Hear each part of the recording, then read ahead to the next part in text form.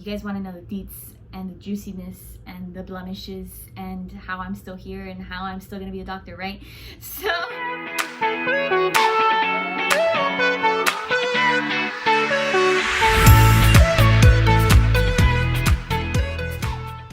I'm going to literally go through the application from start to finish and tell you a little bit about my background, a little bit about my statistics, and my 15 experiences that I turned into AMCAS. I literally submitted my primary application October 17th. So as many of you may know, that's a little bit later in the application cycle. And I was in my master's program when I decided to apply to medical school, just as some context. I was born in Miami and I grew up in Miami my whole life. My parents are from Colombia, so I included that. I'm proficient in English and Spanish. For most of my life, I did live with other family members aside from my siblings and my parents. So my household number was 6 for most of my life. I did apply to the Fee Assistance program, but I didn't qualify. And I started working at the age of like 15. So I included that on my application. Also received Pell Grant when I was in undergrad. When they asked me my socioeconomic status as disadvantaged, I put yes. I'm unknown, kind of. I'm like in this gray area for first generation student because my dad has a bachelor's, but it's not really looked at here in the United States. So it's like on the fence, right? I have 2 brothers. One of them was 23 at the time that I was applying and the other one was 30. I had never applied to medical school before, so this was the first time. The next part of the application asked me for all my grades, which I'm not gonna go through completely. I will say though that I did have blemishes in my academic record. I would say the most prominent blemish that I had in my academic record was that I failed organic chemistry 2. It is what it is. It is what it is. And I had to retake it. The first time I took it, I got a D-. The second time that I took it, B+. Put some respect on my name. I also received a C in general chemistry 2 and a C+ in metabolism 1, which was part of my major. So my major in undergrad was exercise physiology. I'm literally holding my laptop so I can read through this application because I want to be completely, because you know, you guys want to know the deets and the juiciness and the blemishes and how I'm still here and how I'm still gonna be a doctor, right? So bear with me. Most of my grades were A's and B's, but I wasn't perfect. There's C's and D's and yeah, but organic chemistry 2 is the only class I had to retake. My biology, chemistry, physics, math GPA came out to be a 3.27. My other GPA came out to be a 3.65 and my cumulative undergraduate GPA was a 3.44. So obviously I wasn't on the most competitive end in terms of undergraduate grades, which I recognized early on, which is why I decided to do the MSP3 program. So for everybody that's new to my channel, that is a program, a master's program at the University of South Florida. It's called the Masters in Medical Sciences Pre-Professional Program, MSP3. And I decided to do that program to make myself more competitive academically for medical school. In that program, I received a 4.0 GPA in both my fall and spring semester. I dropped out of the program for the summer to pursue medical school because I was accepted. And so that is what my academics look like. So for those that asked, how did I let them know that I was in the program? I included my courses for the program, but I indicated them as current or future. So medical schools knew I was in a program while I was applying. And in December, when I got my grades back, I sent them my grades. So I sent updates. Most schools allow updates. I believe there was one school that didn't allow grade updates, but most schools do. So you can indicate that you are enrolled in a program, and as soon as you get your grades, you can send it to them. But by the time I was offered an interview, they knew that I was doing well in my master's program. And I think that helped a lot in getting me an interview. Moving on. So MCAT part of the application. So as many of you may know, as I've authentically shared in other videos, I had a total of a 505 on my MCAT. I took it once, and if you're interested more on how I handled MCAT, check out my MCAT video.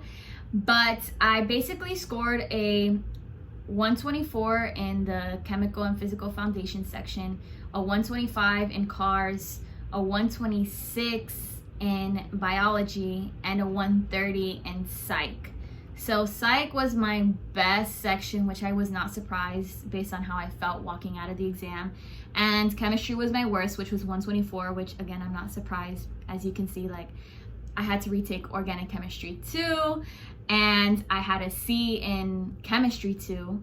So chemistry is just not my forte, and I think that is reflected in my MCAT. Okay, now we're getting into the experiences. This is honestly my favorite part because I like talking about my experiences, and it's just so broad into like what I was involved in, and not everything had to do with medicine, and I think it spoke to a lot of what I'm passionate about and what I value and what my interests are, and you know how that all played a part in me becoming a physician.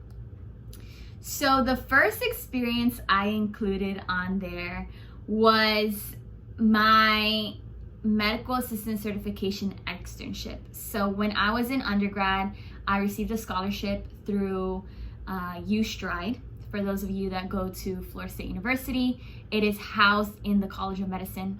And I received this scholarship to take a course to become a medical assistant. At the end of taking the course, you're required to do an externship for 8 weeks at a clinic. So I did mine here in Miami at the Fox Kendall Medical Center. I basically worked as a medical assistant in the clinic. I would call the patients back, I would take their vitals, I would go with them into the rooms, I would input their information into the electronic health record, and you know, basically kind of be like a scribe for the physician. In my clinical assisting program, I learned how to do phlebotomy, I learned how to give injections, I learned how to take blood pressure, like all that good stuff. I didn't get to use all those skills in the clinic, but I did a lot of interpreting and charting, and just learned how to work with a team in the clinical setting. So that was really, really valuable. And then I also was able to have a lot of one-on-one relationships with patients, and so I really enjoyed that as well. And so that was my first experience that I talked about. And I put a total of 94 hours because I did it over a period of the summer when I was studying for MCAT. This was my only thing that I did while I was studying for MCAT, and I would do it once a week.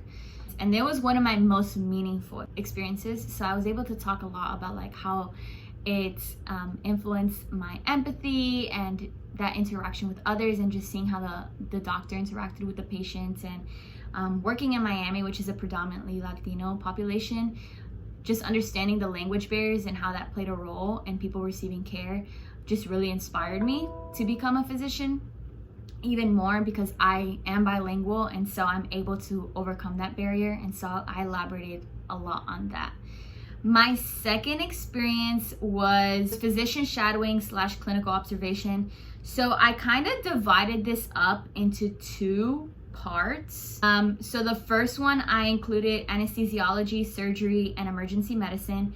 And I talked about my shadowing experience when I was in Cali, Colombia. My uncle is an anesthesiologist. However, he doesn't practice in the United States. And so I was able to fly to Colombia, and he would kind of get me in to see different surgeries or different procedures that his colleagues would do as anesthesiologists.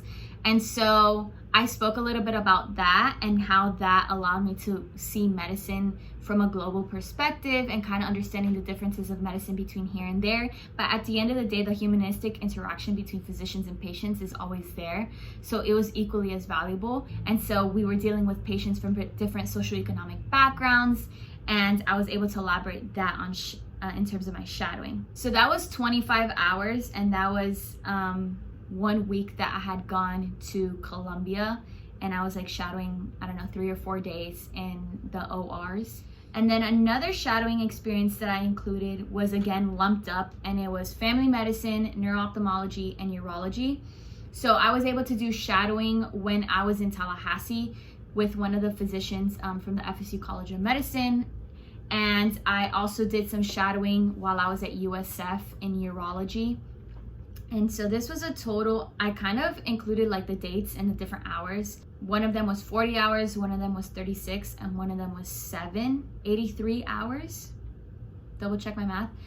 And so I talked a little bit about how I was able to see the interaction between the physician and the patients. It was a different patient population when I was at USF because it was at the VA. So that brought a new perspective to me and like a new exposure, just because I've never worked with veterans before. So it was interesting to see how the VA treats their veterans and how they care for them. And also urology is another field I've never been exposed to before. And there was a lot of robotic procedures for urology, so I was able to talk a little bit about that as well. So that's 3 experiences so far. The next experience I had, I included it as leadership that's not listed elsewhere. And I spoke about my leadership positions in the scholarship house that I lived in. I think living in a scholarship house was a big part of my undergraduate education, just because my house that I lived in was 30 people. So I lived with 30 girls, and I shared a room every semester or every year. And I lived there for 4 years, and it was a housing scholarship. So we don't pay rent, but we do pay for some of the food and stuff. It would never compare to how much I would have spent if I had to pay rent and groceries and, you know, do everything on my own. And I also lived right across the street from school, so I saved a lot of money on gas. And my first year I didn't have my car, so it allowed me to get to and from campus really easily on my bike. So in this experience, I served as a house president and a house vice president at one point. Everybody in the house had chores to do, and I would kind of oversee that people did their chores and that, you know, there was order in the house. And so I spoke a little bit about that and the relationships I was able to build with my housemates, and how understanding what it's like to live with people from literally any background that you can imagine, any religion, any sexual identity, any culture. Everybody ate differently, everybody talked differently, everybody had different habits.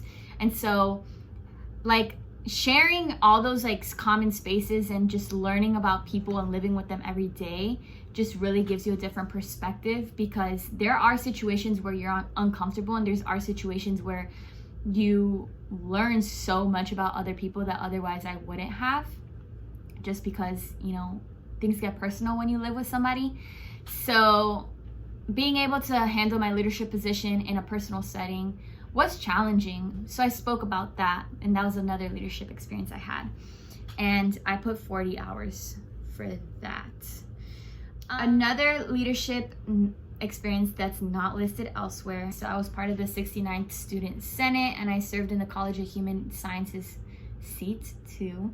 I put a total of 200 hours for this because this leadership position was a little bit over a year. I basically represented my college, and when different things pass in the university for the benefit of the student body or for advocacy or anything like that, it goes before the Student Senate. And so there's different procedures that we have to do as senators and different committees that we serve on. Whenever you take a class at your university, a certain percentage of your tuition goes towards academic and student service fees.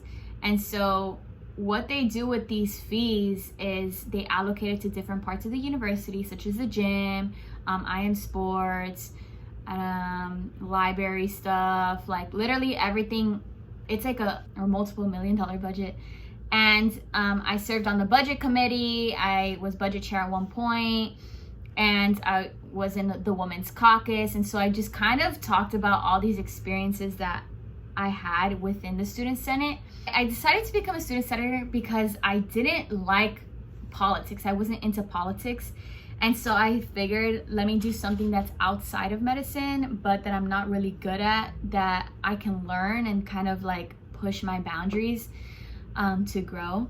And so I decided to do student senator because it is in a way a lot having to do with politics, and it's kind of like on a micro level of what politics is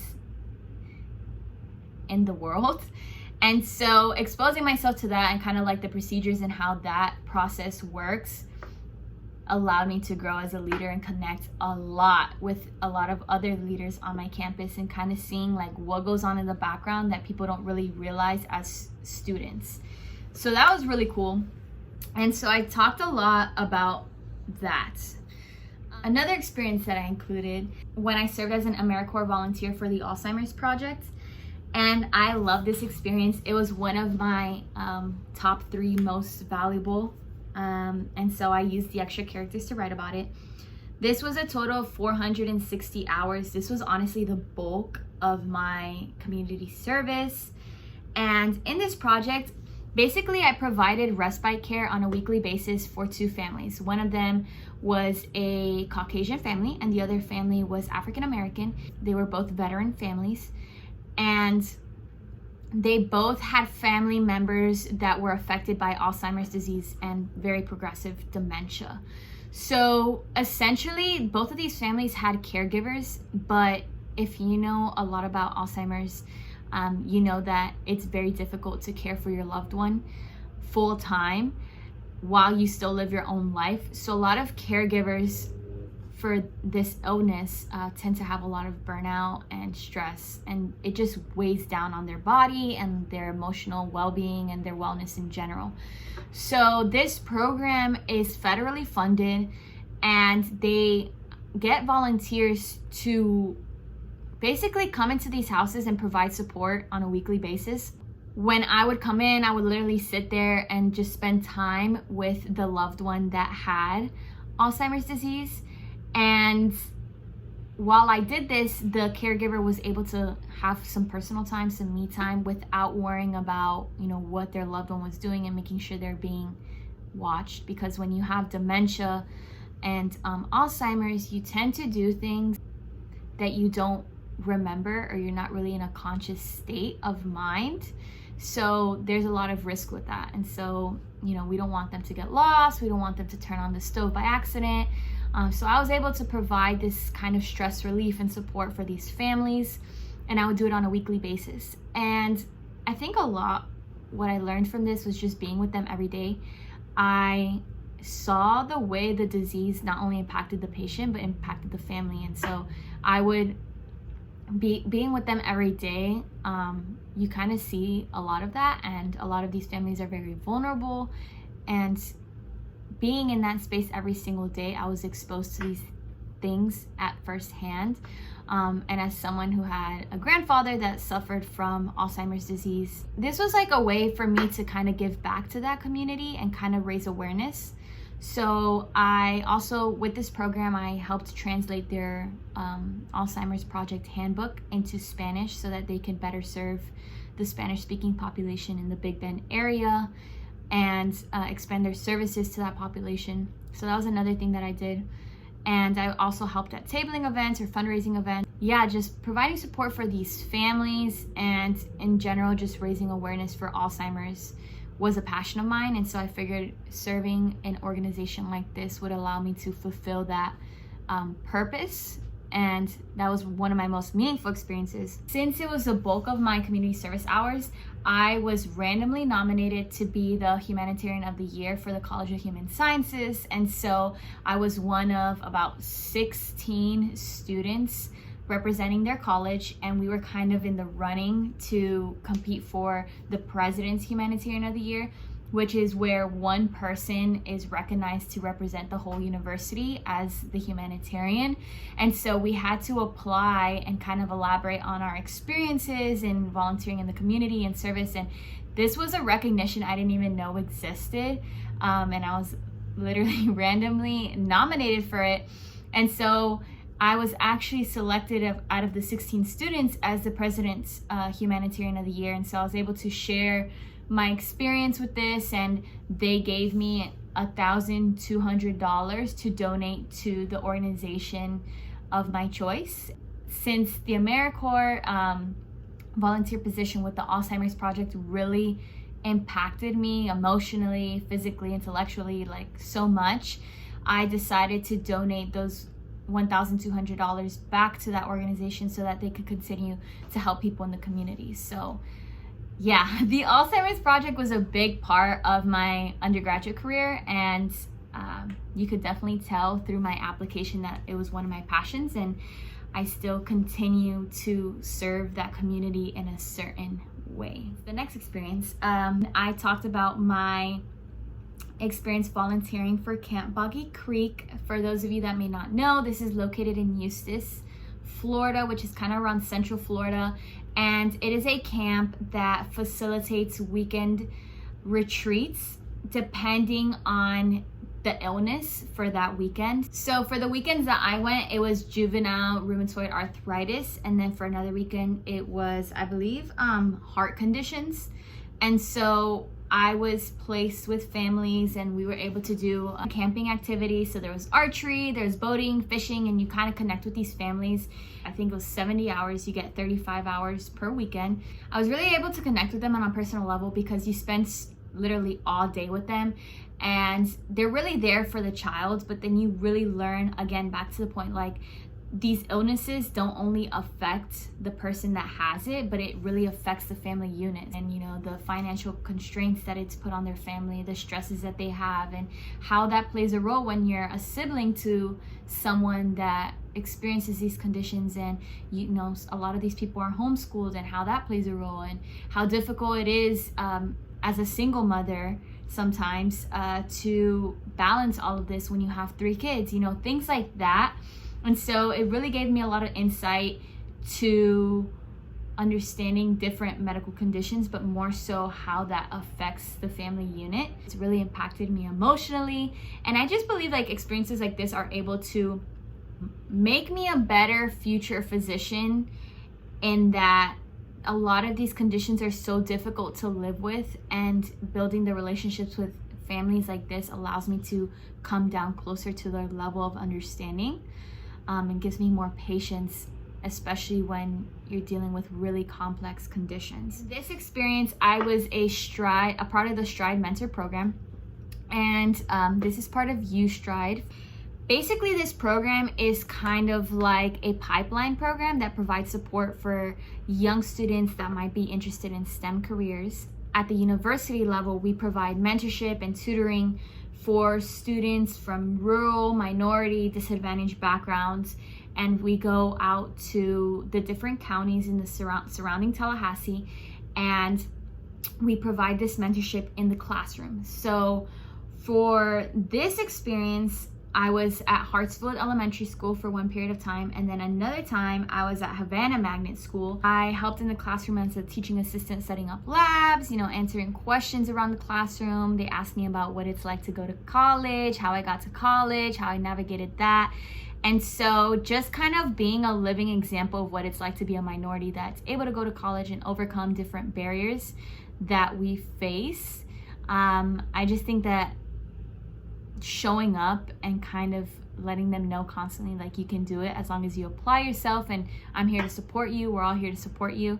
And so that's kind of what I did as a UStride mentor, and I loved it. And it was over the course of 2.5, 3 years, and it was about 80 hours that I ended up doing. That's another thing medical schools like. They like to see longitudinal dedication to different projects and showing that you're passionate about these things. So my next experience was paid employment, and it was medical and clinical. This was probably the only paid clinical experience I have. During my sophomore year, I really wanted to gain experience in the clinical setting, and I applied to literally like 25 to 30 different jobs in Tallahassee Memorial Hospital, which is one of the only hospitals in Tallahassee. And I didn't have any certifications at the time, so I applied to literally like the most basic level jobs that they had.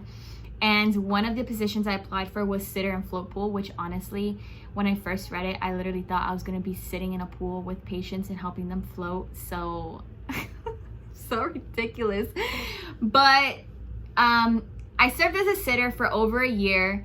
I sat with patients that needed 24-hour supervision, and whether it be because they were fall risk or suicidal or they tried to escape the hospital, I was placed all around the hospital with all different kinds of patients in all different kinds of units. And I literally just sat there with patients around the clock and, helped them with basic things. I was not allowed to do anything clinical, but I could help the nurse with changing the beds or passing the patient certain things or helping them get up to go to the bathroom. I was able to see kind of how the medical team worked together. So I interacted with patients, I interacted with doctors, I interacted with nurses, literally everybody. And I saw so many different patients from so many different backgrounds, like patients that were homeless, patients that weren't homeless, patients that had families, patients that didn't have any kind of family, patients in rehab, patients admitted to the hospital, patients that were suicidal. And I learned all about their stories. I would see their family and how they connected with them. I was literally like a fly in the wall for most of the time. And so you get to see so much that goes on, especially when you're there for like 12-hour shifts at a time. So that was one of my experiences, and I just learned so much of how like the hospital functions and just what it's like to be a patient, because you see good things and bad things. And so that's that really impacted me and kind of like opened my eyes to like medicine and the realities of the hospital setting and things like that. And that also helped me solidify why I wanted to become a doctor and why I didn't want to become a nurse instead, and why my personality fit best in the role of becoming a physician.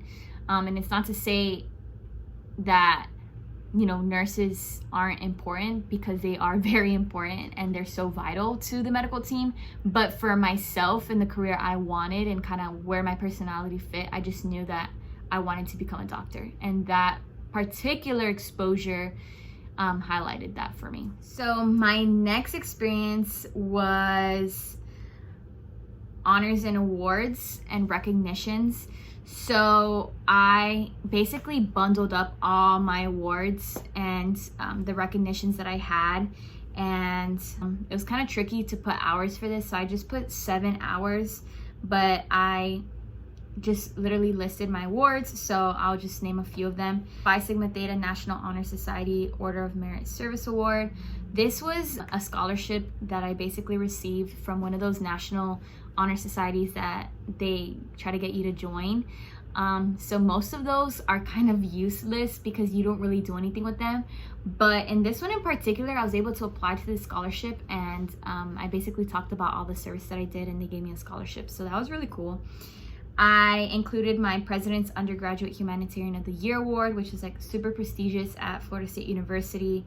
I talked about the College of Human Sciences Hortense Glenn Society, which was basically, I think it was like less than 10% of people in the College of Human Sciences get accepted into this society. You get recognized and it's a nice ceremony. So I included that. I was in Garnet and Gold Key Leadership Honorary. I also received first place for the Student National Medical Association Aspiring Physician Scholarship. This was a huge deal for me because I applied to this scholarship twice, and it was through SNMA, which is basically a chapter at the College of Medicine. They usually have these like all over the United States, and there's a chapter at almost every medical school. And I applied to this scholarship before, and I made it to semifinals and I got declined, but then I applied again and I ended up getting it, and I was like super excited because I got first place and I met a bunch of medical students. I gained like a mentor, and I don't know, it's just like a huge deal for me because it just proved that like we're all gonna face rejection, but if you try that much harder, like you'll make it far. So I was really happy to have like made the effort to apply again and kind of like put myself out there even more and receive that. And this year I was able to help with the scholarship committee and kind of doing the same scholarship process to award the scholarship to undergraduate students. So it kind of like made it full circle, and it was something I was very passionate about. So another thing I included was the Tiger Swallowtail Butterfly Award that was awarded to me through my sorority Theta Nu Xi. And when I was a freshman and joined Greek Life, I was recognized as MGC New Member of the Year. So those were my awards and recognitions that I included on my application. Another experience that I had was research/lab. And so I started on this project. It's called the Acts 2 project. This is based in the College of Medicine under Dr. Glukov, which is an amazing human. And I put 98 hours for this. I've been on the project since 2016. So I included my experience from 2016 to 2018. However, I'm now going on my 4th year on the project as a medical student.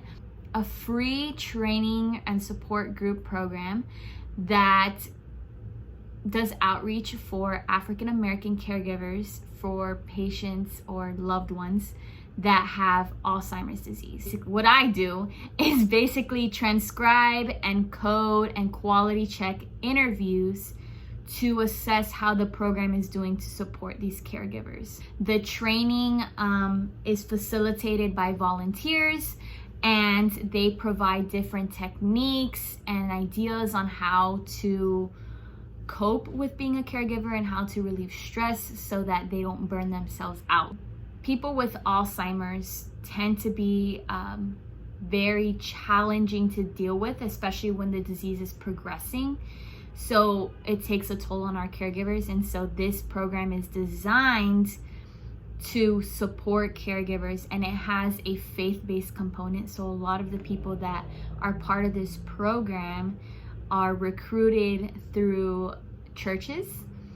And so in the support groups, they use a lot of faith to support the different people involved in these groups.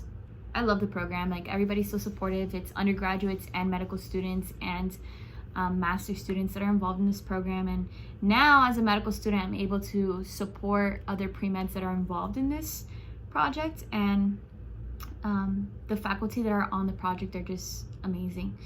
So the next thing I included was another research and lab experience. And this was, I put 25 hours twice because I was involved with it for 2 summers. And I was a research assistant for the Movement and Disorders Clinic at Tallahassee Memorial Hospital. And so I worked with Dr. Maitland, which is another faculty member of the FSU College of Medicine, and he does neuro-ophthalmology. And every summer he takes on medical students to do different projects. And as an undergraduate student, I was kind of like an assistant to the medical students. I kind of did whatever they told me to do or whatever I could help them with. And so there was 2 projects that we had. One of them was kind of seeing how vibration and Tai Chi would help patients with Parkinson's disease. And the other project that we did was patients with multiple sclerosis using blue blocking lenses to help with their gait. And so the medical students would set up these projects over the summer. I would help them set up the track or schedule patients and facilitate the Tai Chi. So I had to learn Tai Chi. And in these particular projects, I don't think we ever made it to publishing, but just the fact that I was able to help on them, I was able to see like the whole IRB process and kind of what it takes to facilitate a research project. And so I spoke about that. I don't think you need to do research as your experience, but I definitely think it's valuable. And I also don't think that you need to publish, but obviously having a publication is very valuable. I personally have never gotten to that point, but if you do, I think it's awesome. So another experience that I had was community service, medical/clinical. And so this was during my freshman year. I was part of the Global Scholars Program at the Florida State University. And I went to Morocco for 8 weeks. I volunteered in an orphanage where I basically took care of a lot of kids that had special needs. And then I also worked in the baby ward. So all of these kids were orphans. They were found in the streets or brought there. And I would go in the mornings. I would help get them out of bed because a lot of them were bedridden. They couldn't walk or they were in a wheelchair. I would help bathe them, change them, feed them. I would play with them. And then I would do the same for the babies. I would help feed them, take care of them. And I really struggled emotionally with this because I've never been to an orphanage in the United States or a foster home or anything like that. So this was my first exposure to something like that, and it really, like, I don't know, impacted me emotionally, like just seeing and understanding that these people were abandoned, and a lot of them had really debilitating conditions. And so I don't know, it just like really destroyed my heart. But I think it really opened my eyes to like medicine again from a global perspective and how much of a need there is. And I was able to go with the orphans to their doctor's appointments. So I was able to kind of see like the hospital in Morocco. So I just spoke about my experience in Morocco and how I had to like immerse myself in the culture. And there was a lot of difficulties with that because Morocco, it's very patriarchal. So, you know, you had to cover up and you couldn't wear certain things. And if they knew you were a tourist, they try to like take advantage of that. And you know, just talking about all those things. And I was there during Ramadan, so I kind of had to like shape the way I lived during the time that I was there, especially during Ramadan, because everything's closed during the day. People only eat when the sun is down. Yeah, so it's just very eye-opening experience going abroad, and I highly recommend you go abroad if you have the opportunity to do so. The next experience was leadership, not listed elsewhere, and it was my involvement with my sorority, which started from my freshman year all up until I graduated and even beyond that. So in my sorority, I kind of worked my way up in different leadership positions. I started off as vice president, parliamentarian, and kind of ended up becoming alumni relations chair, and then later dean of intake, and then president. And then I also served on the national board as the undergraduate student advocate. And my sorority played a huge role in my collegiate experience, from gaining sisters to becoming a mentor to being mentored to gaining professional mentorship. And some of my sisters went to medical school and like helped me with my application to medical school too. And it was a multicultural sorority, which allowed me to interact with people from different backgrounds and lifestyles from me. And I was just really passionate about my sorority and kind of like what we did and the events that we had and the leadership and the development that we had personally and professionally. It was just amazing. It was one of my most meaningful experiences on my application. And I talked a lot about how they gave me a home away from home when I left college when I was 17 years old, and how I was able to grow a lot as a woman and be empowered by other women in the collegiate setting that were from my minority backgrounds most of the time and just valued diversity. So yeah, I loved it in Uzai. And it plays a big role in my life still. I remain connected with all my sisters, and I love my sorority. So one love. My last experience was I was on the community service leadership board for the Minority Association of Pre-Medical Students, also known as MAPS.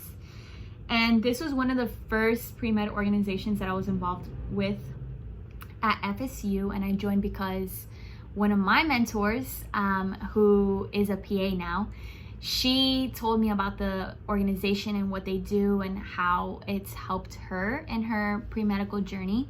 And so I joined, and I eventually became part of the leadership board, and I just helped execute some of the community service events.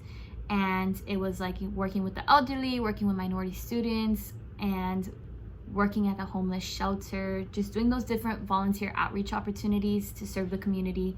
And I spoke about that. And that was 200 hours.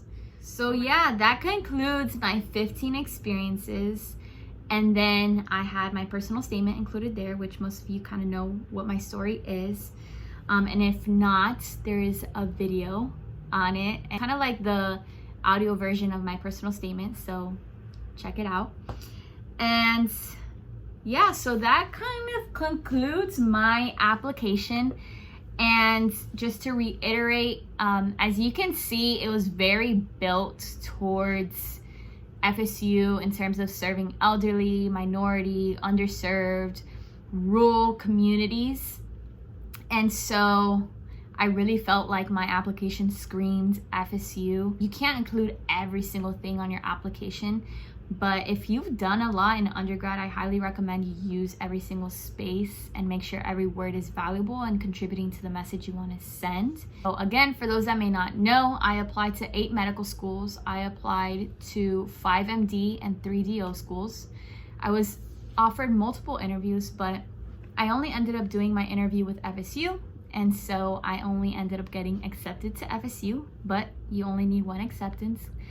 And yeah, so I'm a 2-time null and I love it. I love FSU and I love my medical school. I love my classmates. I love everything about it. So that is a look into my application. If you have any other questions or concerns about my application, feel free to reach out. I always answer my DMs and my emails. If you need help with your application, don't hesitate to reach out either. And I think the biggest takeaway here is don't compare yourself. I, had over 1,200 and something hours like in volunteer experience, but it was my passion. And I don't think you need to see the hours to understand that it's my passion. It's just like understanding the way I talk about it proves that this is close to my heart and I value it. And so make sure when you're doing your experiences that you're doing things that you love and that you enjoy and that are making you a better human and helping you grow. Being able to put that on paper and speak about that in your interviews is very important. Make sure you know everything in your application. Just present the best version of yourself and don't compare yourself to others because everybody has a different story. Everybody's gonna have different experiences and some will be better and some will be worse. But at the end of the day, what matters is that you present the best version of yourself. So I really hope you enjoyed this video. I hope you gained something from it. Yeah, this is a really highly requested video, so I'm glad that I was able to put it together. I wish you all the best in your applications. Keep grinding. It's not too early to start getting experience. So if you're a freshman or sophomore, if you're in high school, if you are in your gap year, keep working at it. Keep building your application in every way possible, but focus on your weaknesses. And don't spread yourself too thin because as you can see, I have a lot of experience, but my grades did take a toll at some point. But I fixed it with my master's. So just taking that initiative is very valuable. And yeah, so don't forget to like, subscribe, comment, let me know what you think. Let me know what future videos you want me to create. And sorry I've been so lost, but life is kind of crazy right now. So bear with me. And I hope everybody has a great day. Love you.